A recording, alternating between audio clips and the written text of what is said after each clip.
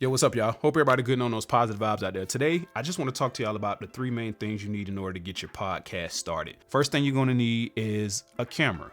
Now, if you're just getting into podcasting, you don't have an audience, you don't have funding, you're not going to have a return on investment for whatever you buy, I'm going to recommend you to get a reasonably priced camera.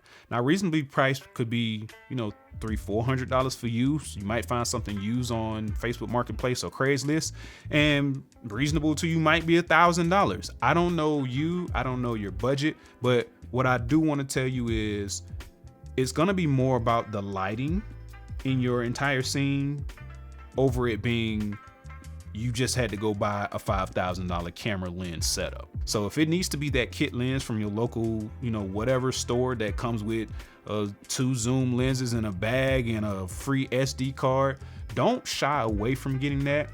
Mainly because I run into a lot of people who try to go for the big budget cameras, and then you look up and it's way more work than what you expected it to be.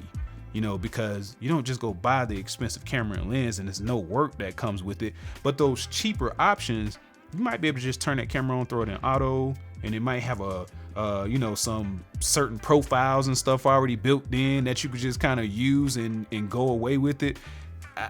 I just don't think you should shy away from that type of stuff when you're first starting out. Now, years down the road when you start to, grow and stuff like that and branch out, okay, cool. You can learn all this other stuff. You can learn, whatever, the color grading and all that, but don't get caught up in that stuff if you're just starting out. Trust me, it's only going to be something that's going to discourage you from doing what you're focused on doing, which is getting your podcast going, recording, editing, and posting it wherever it needs to be posted. Start on that entry-level camera and lens setup, work more on the lighting, and then go from there. Lighting is going to be your most important thing out of everything I'm going to mention today, because you could really set up your cell phone and work on your lighting in the environment that you're filming in, and it could really work. Like, I've seen people do it, and I've actually filmed some stuff on my phone too. It just needs to be very, very nice lighting if that's going to be the way that you're going to go. And don't feel bad if the cell phone is what you're using. What you're looking at with me right now, I'm using the first generation of the Aputure 120D with the Aputure Light Dome softbox. I think it's either 34, 35, or 36 inches or something like that. It has a layer of diffusion on there, and then I also have another layer of diffusion in front of that light to try to soften it up as much as possible. If I had to recommend lights, I would say get a light and make sure you have some type of softbox on there. A larger softbox is going to spread the light a little bit more for you. It's going to make it a lot softer. If you go for those really, really, really cheap, panels that has the real soft and cheap slim piece of diffusion in front of it, you're going to put that in front of you, you're going to turn it on, and it's never going to look right because you're not going to be able to get that light soft enough unless you get some other type of layer of diffusion and put it in front of there and just kind of blaze the light through it. Other than that, if you're using just that panel alone by itself, it's going to be tough to do that. Same thing goes for if you're somebody who's getting that I don't know the name of these kits, but I feel like everybody starting out had it. It's like the lights. It comes with either 2 lights in a kit or maybe 3 in a kit, and inside of the light are just bulbs. Sometimes they have the little squiggly looking bulbs. If you have some of those setups too, I'm not against them, but if you can't afford the one that is dimmable, you might want to look into those. But still, the same thing goes for that. You want to have some type of softbox on those because you're going to need that light to be softened by the time it gets to you.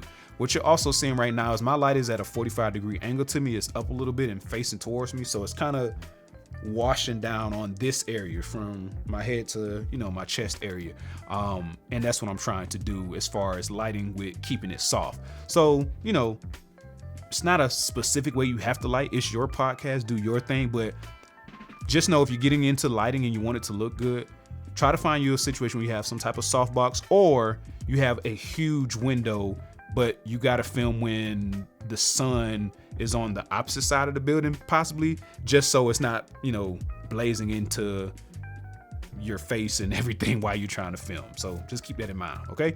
Lastly, let's talk about audio. Everything that I'm naming today, I don't want you to break the bank on any of it.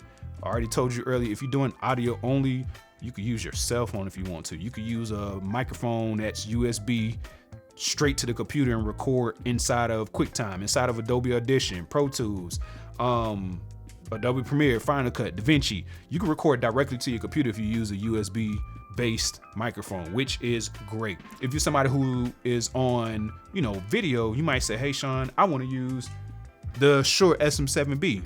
That's cool.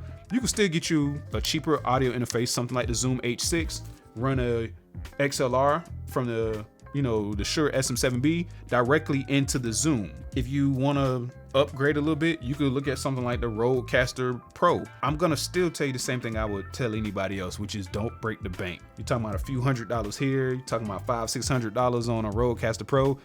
We're already up on numbers that quick. So instead of the SM7B, maybe look at the Shure MV7 or something like that, where you could use XLR and USB. That's gonna save a whole lot of money. Instead of the Rodecaster Pro, definitely look at something like the Zoom H6 or any of these new recorders that are small and compact. Anything to save a few dollars at the beginning when you're first starting out and don't really have a return on investment, I would recommend that you do that, okay? All right, y'all, just want to check in real quick to tell y'all a few things about starting podcasts and some of the stuff that you need, because I know some people are out there searching, trying to figure out everything. Okay. Now, aside from this, I also have an item for you guys that I want y'all to check out. It's called the Podcast Packet. I'll put a link below in the description. I've compiled a packet that has plenty of options at different tier levels, beginner entry level all the way up to pro level of items that you can use for your podcast setup if you're just getting started. If you want to save some time and not be searching hours and hours and hours on end and watching 2 million YouTube channels to see all of the equipment somebody's using, you might want to click that link below and check out my podcast packet. I promise you, and I guarantee you, that it's going to save you time, if nothing else. I even go as far as telling you different platforms that you can use to host your podcast on.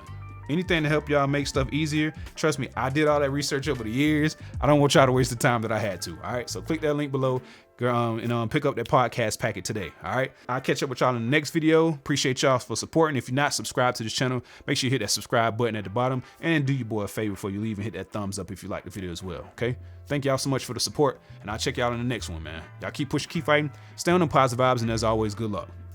Talk soon.